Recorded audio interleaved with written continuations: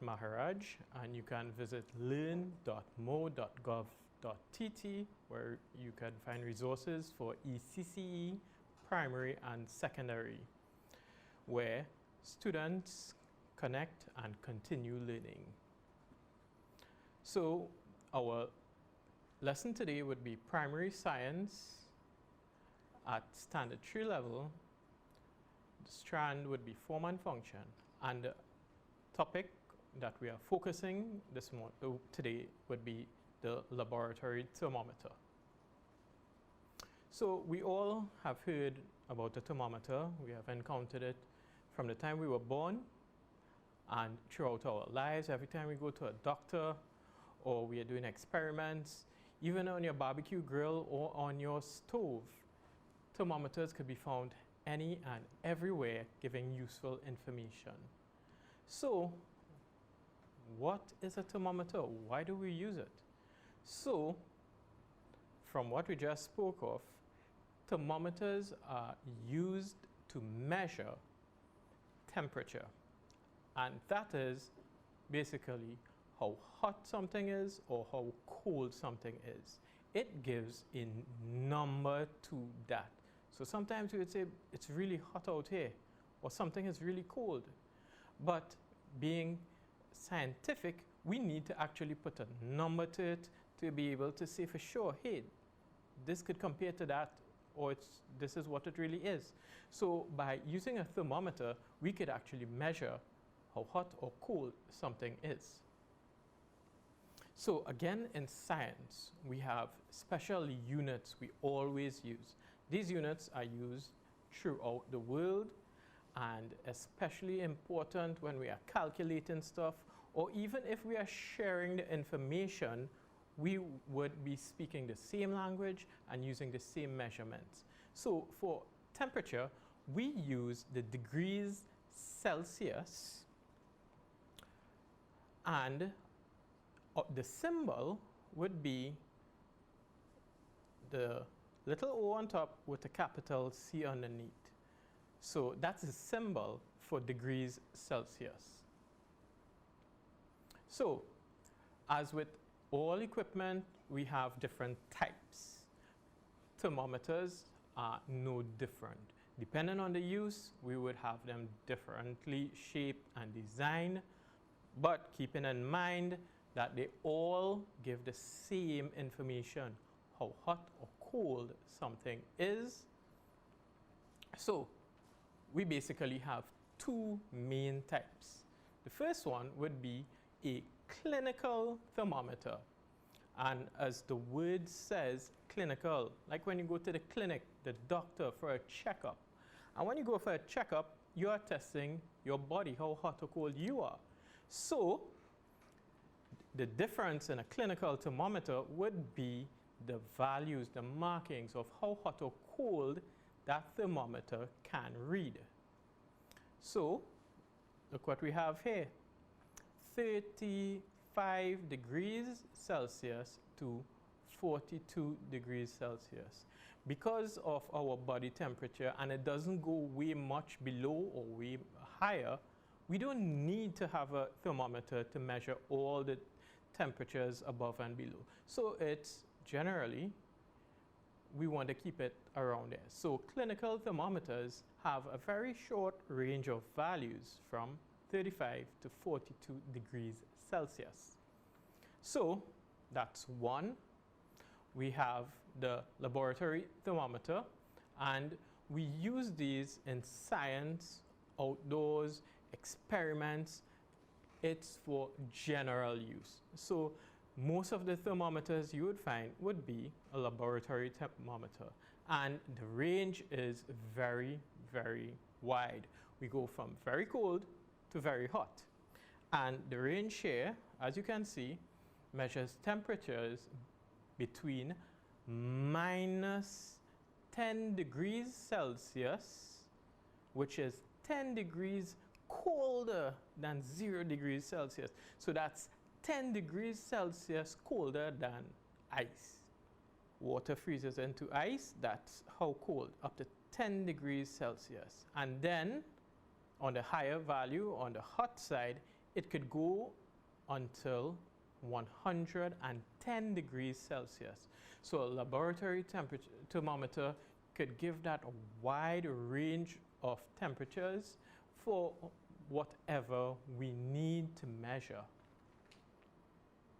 So, as with all equipment that we use, all devices, we need to be familiar with it, parts of it, and how to use it. So, first thing first, a thermometer has a long stem which is marked to show the temperature. So, it's thin and it's long. So, the markings, it was what we would use to get the actual degrees Celsius. So, we'll see shortly how to do that. At the base, there's a bulb, and as the word says bulb, just like a light bulb, it's rounded, it's enlarged, and it's at the base. The bulb stores a liquid which increases in volume when heated. So, at the base of this narrow tube, we have that liquid. And the very important thing about it, temperature affects matter. And it affects volume. When things get hot, they tend to expand. And we could see this quite clearly with liquids. So this is why we use liquids in most of these thermometers that we see. The liquid, when it gets hot, it would expand and it would rise along the thermometer, and we already have markings, we just read it off. So let's look at our diagram here. So this is a bulb, as we mentioned, it's rounded and the liquid is stored. So in typical liquid thermometers, we could usually find two types. One where the liquid filled is mercury, or one which is filled with alcohol. Typically, to tell the difference, the mercury thermometers, the liquid would be kind of grayish to silver, and the alcohol would be colored, and it's usually colored red. So it is stored in this bulb, and if we look here, we notice the scale, which is the markings. And inside from the bulb, there's this narrow tube where gives it room for when the liquid inside here increases with temperature, it would travel up the tube, and wherever it stops, we look at that line and read it to get our temperature. If it becomes colder, the volume would decrease and it would go back down. And again, we read the marking on the scale and we get our temperature. It's very simple, yet so important. So we have the material here typically being made out of glass. So it's very fragile and you have to be very careful when handling it. It's also used because glass conducts heat easily. So it'd be able to give you a quick reading, a good reading, and that's what we want when we are taking measurements. So in reading a thermometer, we look at where the meniscus lines up with the mark. And we come across the word meniscus. Again, that's where a liquid is in a container. Get that little curve. So we use the meniscus to line up the mark to give the reading. So we have a diagram here. Again, it's a bulb underneath, and we have the markings. And over here would be where our fluid, the liquid is. And we look at the bottom of the meniscus and line it up.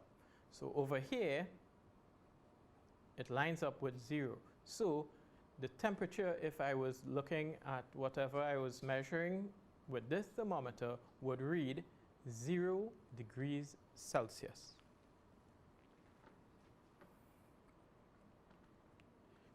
In using a thermometer, again, we need to make sure we understand this. The bulb stores the liquid which increases when heated. And that's the main thing we need to remember in how a thermometer works and how it functions. The heated liquid would move along the stem, allowing the temperature to be measured. And in the actual use of the thermometer, we have certain rules. And if we are placing a thermometer into a liquid, the bulb, and remember the bulb is where the liquid is at. And this is where the changes need to take place. So when we are using a thermometer, the bulb should be fully immersed into the substance which the temperature is being measured. What that means is that the bulb needs to be completely inside of what it is. So if it's a jug of water, the bulb needs to be completely covered inside that water. So the bulb in this case, since we are using a laboratory thermometer, the bulb must be fully immersed into the substance at which it's measuring. Very important, as we'd be using thermometers in the lab, we'd typically be using the thermometers into beakers or containers similar in shape and size. Very important, and this would go to the point that we just mentioned before, and we have it here in bold. The bulb must not touch the sides of the beaker or the container. And this is very important because the liquid or the substance in the beaker or the container is what we are measuring. If the bulb touches the sides of the container or the base of the container, we would not get a proper temperature reading because it is not in full contact and completely submerged or immersed in the substance itself. So this is one of the major precautions when using a thermometer, that the bulb should not touch the sides of the beaker or container. The stem should be held at the top so the thermometer does not, the temperature of the thermometer does not affect. If the bulb stores the liquid and it's based on how the temperature here affects the volume and it travels up. When we are using a thermometer, we hold the top of it, so we would not get the heat from our bodies heating up the liquid inside of the thermometer. So we would not affect the readings.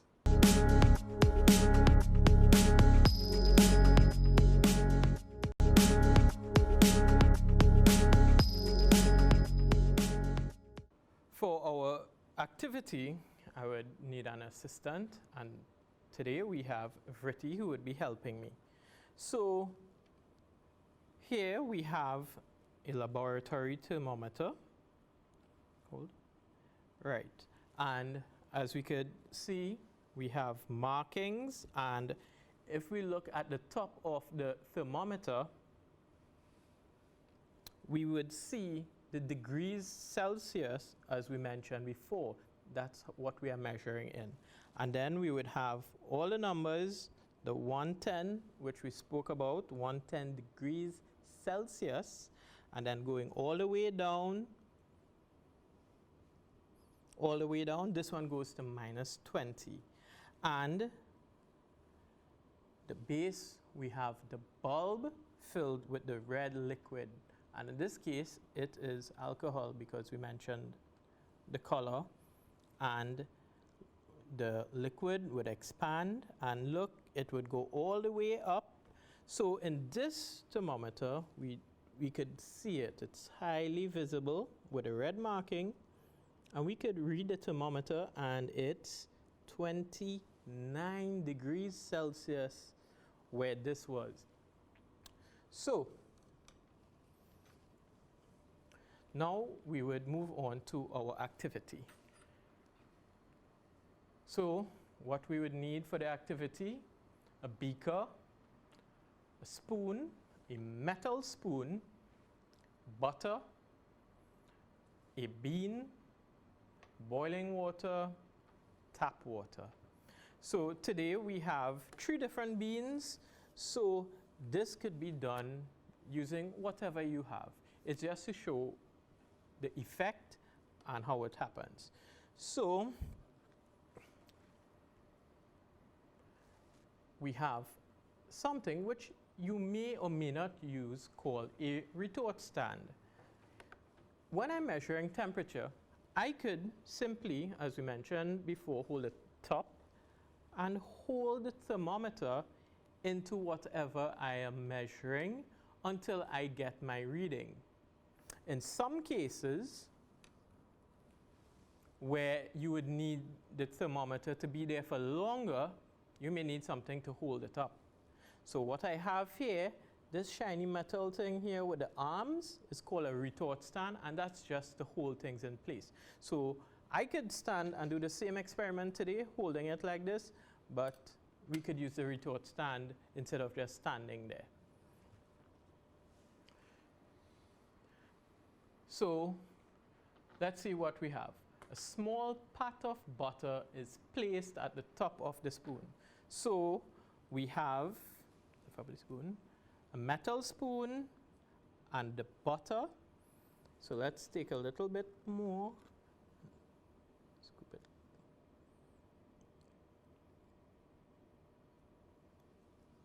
Put it back.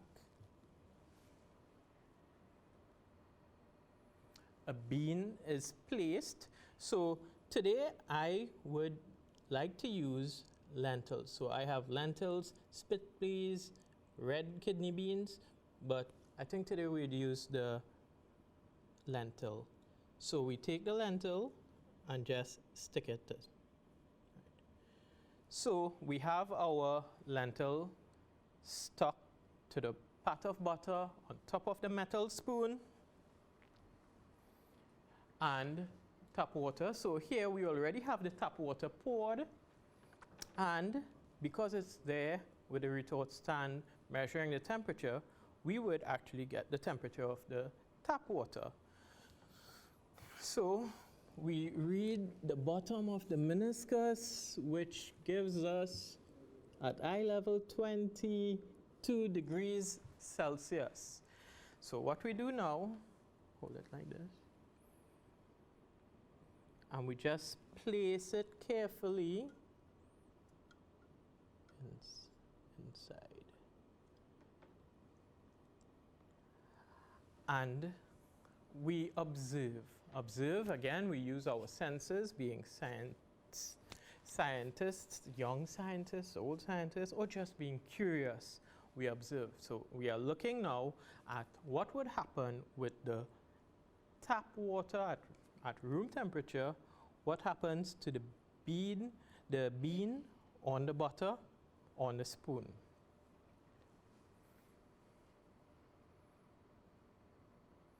So if you look at it, we have our beaker with our thermometer, and importantly, as we said, it's completely submerged, not touching the edges.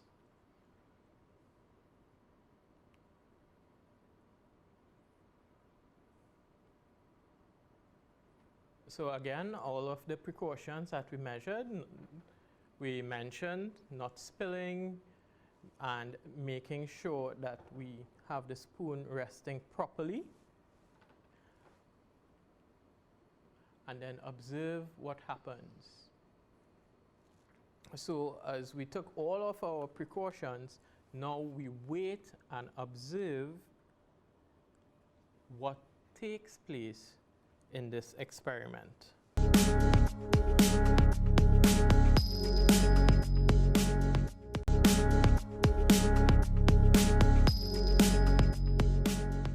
So we observe for 5 minutes what took place, and as we can see, it remains the same. The pat of butter with the bean is on the same spot.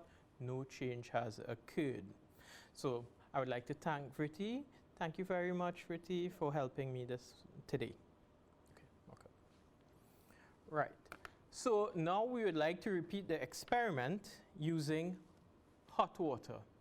So here we have the same amount of hot water we used as when we did the experiment with the tap water. And again, same things we apply. The thermometer's bulb is fully immersed. It's not touching the sides or the base. And we could take a temperature reading. So now again, we go back down. And at eye level, right now the water is at 80 degrees Celsius. So that's very hot as when we compare it to the 22 degrees Celsius of the tap water. So again, we do the same thing. We have the pat of butter with the bean, and now we are following the same procedure. Place it carefully, the spoon, and we observe for 5 minutes what takes place. So again, that's what we did. So again, we have the hot water there in the beaker, same amount, and we would like to ensure at this point safety is always our main concern. So if you are doing this at home, make sure an adult is with you and they are using the hot water. So we have our concerns here with the hot water, not making sure that the spoon doesn't fall into the beaker. And now again, as we did before, we observe for 5 minutes what changes take place, and then we compare it to what we got when we had the spoon with the butter and the bean in the tap water at 22 degrees Celsius.